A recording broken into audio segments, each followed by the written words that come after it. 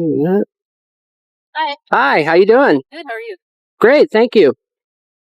So Juvenile Hall wanted to know why you're videotaping their building. Just gathering content for a little story I'm working on. Okay. Is it for like something? I have a blog and such. Okay. Do you have ID on you? I prefer not to identify. Okay, I'd like to see it. You're required by law to give me your ID. Actually, unless I've been suspected of committing a crime, I'm not required to. You're filming a government. From a public sidewalk. Right. Which is perfectly legal. Right. I have the right to detain you, okay? And you're required to identify yourself. Well, you're not being charged with anything. I understand that. I understand that, officer, but I do understand California law. Unless you have reasonable suspicion that I've actually committed a crime. Okay. Filming a government building from a public sidewalk, which is protected by the First Amendment, is not a crime. No, but I have the right to detain you to figure out what's going on, okay? Okay. You're dressed in all BDUs. You got a video camera, 2 video cameras, okay? Okay. Juvenile Hall is considered.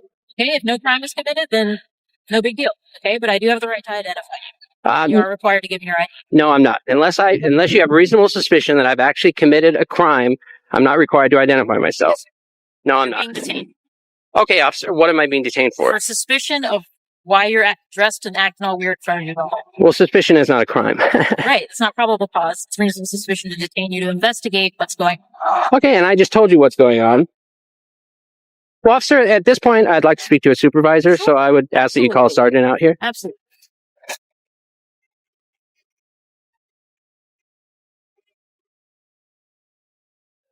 This case right here is a perfect example of how fast a routine First Amendment activity can turn into a full-blown confrontation, simply because an officer doesn't understand the law they swore to uphold.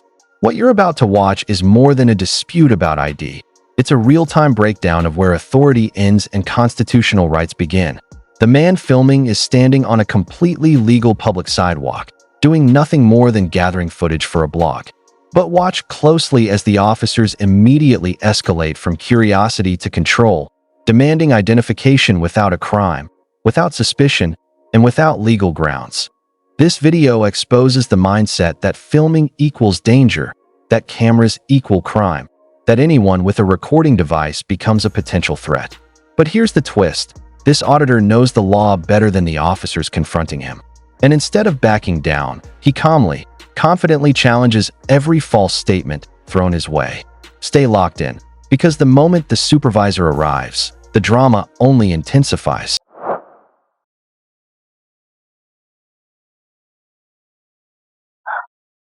How you doing, dude? Hi, how you doing, sir? Good. What's going on today? Just gathering content for a little story. Doing what? Just gathering content, like B-roll for a little story I'm doing. Cool. Story on. It's just for a blog I write. Block it up. I'd rather not say it this time because it's not published yet. So, just getting some B-roll. Whatever. Okay. Hey, but you understand why we came out here? I understand. Okay. So, do you think it's a little weird that you're out here filming Juvenile Hall? Okay. Well, I've been on the public sidewalk the whole time. No, that's I fine. haven't gone Not on saying- any not saying restricted anything areas. wrong with that. Okay. But we just want to make sure that you're not coming out here trying to snoop around and do something, because people tend to do reconnaissance, Yeah. You want to talk to the sergeant, I take it? Yeah, because like the other officer, she asked for ID. I respectfully declined because, I know what my rights are. Unless there's reasonable suspicion that a crime has actually been committed, I'm not required to identify myself. So the other officer here is suggesting that she has the right to ID me. I'm saying no. So at this point, I think it would be best to have a supervisor come out and we can clarify all this. That's fine. Okay. Whatever. Make it easy that way. So just to clarify, I am being legally detained. I'm not free to leave. As far as I know, you haven't done anything criminal. You just asked who you were. Okay. That's all. Well, the other officer here said that I was being detained. So. I think it's suspicious that you're out here filming at Juvenile Hall. Okay. Yeah, I was detaining you to find out who you are. Oh, so I am being detained. I am detained. I'm not free to leave then. Okay. All right. Right here is where things start getting interesting. Notice the very first thing the officer jumps to. Not whether the man is trespassing, Not whether he's interfering, not whether any law has been broken, but straight to ID. This is a classic pattern. When officers don't actually have a crime, they default to identification as a tool of control. The auditor immediately establishes boundaries. The phrase, "I prefer not to identify," is polite, lawful, and firm. What's important here is that the officer claims he's required by law to show ID. That's false unless a state has a stop and identify statute and the officer has reasonable suspicion. California doesn't allow arbitrary ID demands, which makes the officer's claim even more concerning. Not accusing you of any crime or anything. Just trying to figure out why you're out of rules. Okay. And like I said, I understand that. You got to call for service. You have to come out and investigate. I explained to you what I was doing, but, and you've even admitted that I'm not doing anything wrong. There's no crime being committed. Then I really don't understand why I'm being detained then. Do you want to speak to our sergeant? If I'm being detained, yes.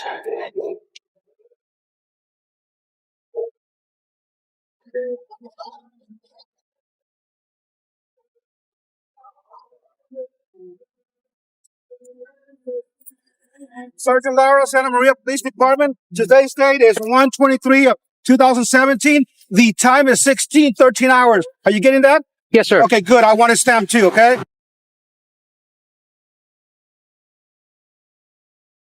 Okay. How can we help you? Nothing. I just, your officers made contact with me. I explained to them I'm gathering content for a little story I'm doing. All righty. And one of your officers, she wanted to see my ID. I told her I'd prefer not to. Actually, we do have the right to ask you for your ID because they call us here. It is a juvenile hall facility here. So we do have your authority.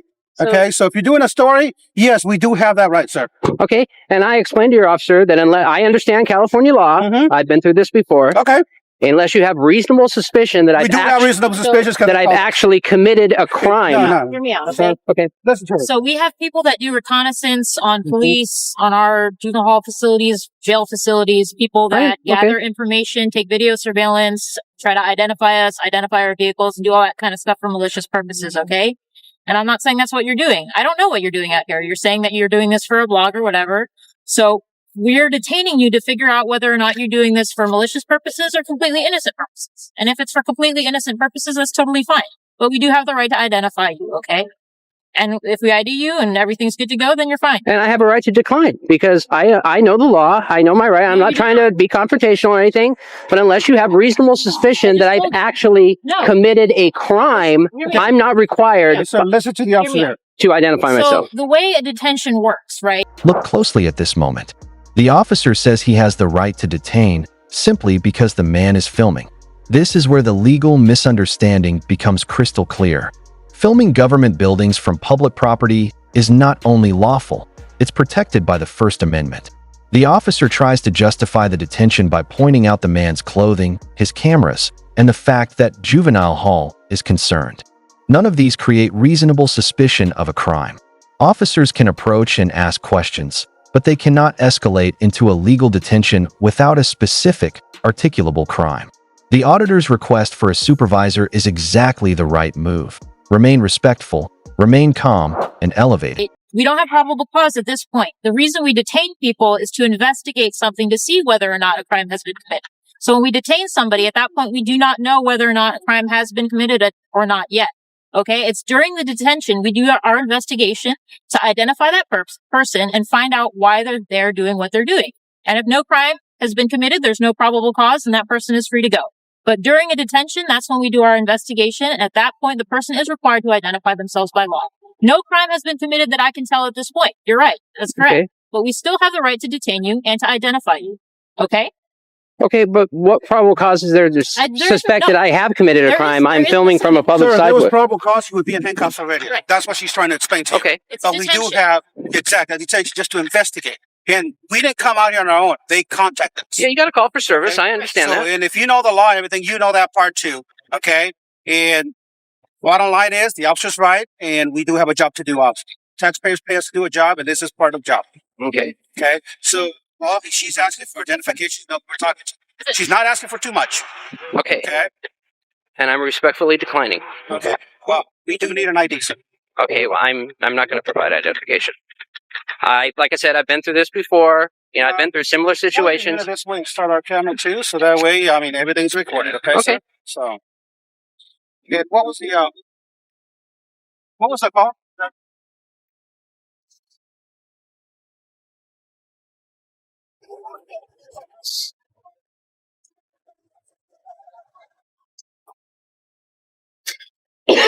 All right. This is what's going to happen.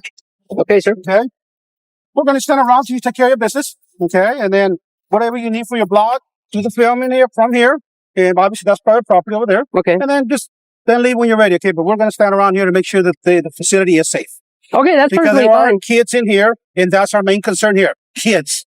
Okay. So we don't know what you're doing here, and we don't feel comfortable just leaving you here. So we are going to stick around. And then when you're done, then you can leave. Actually, I'm already ready. Well, then we can get going then. Okay. Okay. And everything will be documented. We're writing a report and everything, all the Okay. pictures and everything. So we have our own little information too. Okay. Okay. All right. So whenever you're ready, you can get out of here or Okay. whatever you're going to do. So I'm no longer being detained. I'm free to go. You're free to go. Okay. Now the second officer enters, and the tone shifts slightly. This officer tries a softer approach. Phrases like, "Do you understand why we came out here? And you think it's a little weird?" are strategic tactics to gain compliance without asserting authority directly. But even here, the officer admits no crime is being committed. Despite that, they still push the idea that filming equals suspicious activity. It's a subtle form of pressure. They acknowledge legality, yet treat the act as inherently problematic. This is where many people fold. Social pressure kicks in. But the auditor stays consistent. No crime, no ID. This is exactly how these encounters should be handled.